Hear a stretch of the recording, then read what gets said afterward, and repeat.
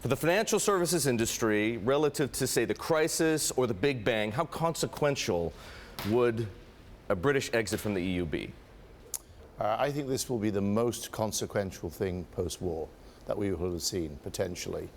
I don't want to go on about history too much, but the whole raison d'etre of the European Union was politically inspired. Initially, the fallout can be controlled, but the political ramifications are actually quite profound.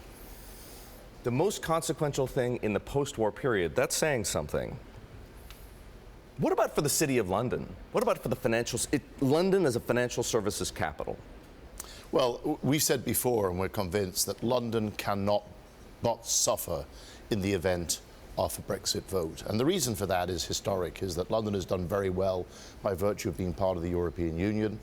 Its markets, the exchanges, clearing, everything are based in London. This has been challenged historically by other members of the European Union, and they've survived because... But does London cede its leadership, and if so, to what city? Well, I don't think London will cede its leadership in global financial services per se, but personally I think New York is already getting bigger anyway than London as the global financial services centre. But if there is an attrition of London's role in Europe, in the case of Brexit, which we believe there will be, then it will probably be some mix of Frankfurt and Paris. If you were to take the total number of people employed today in the city and envision a post-Brexit world, how many fewer would there be in percentage terms? I don't want to get too specific on that, but let's just say that in our view there would be a material diminution of employees in global financial services in the UK. What about for Morgan Stanley?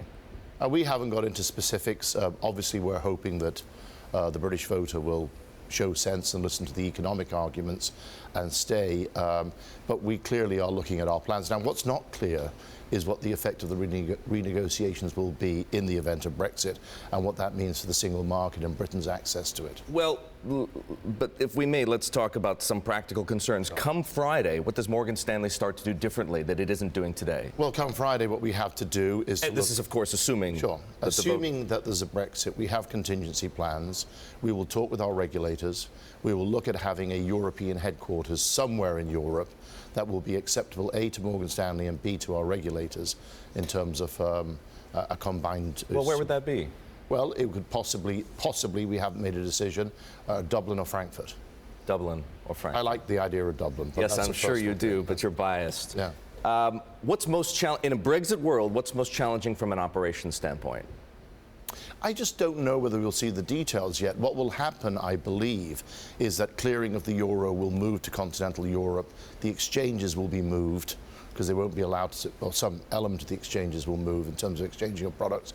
And they're the practical things straight away. Longer term, you could have all sorts of issues on movement of labour, visa travel and so on.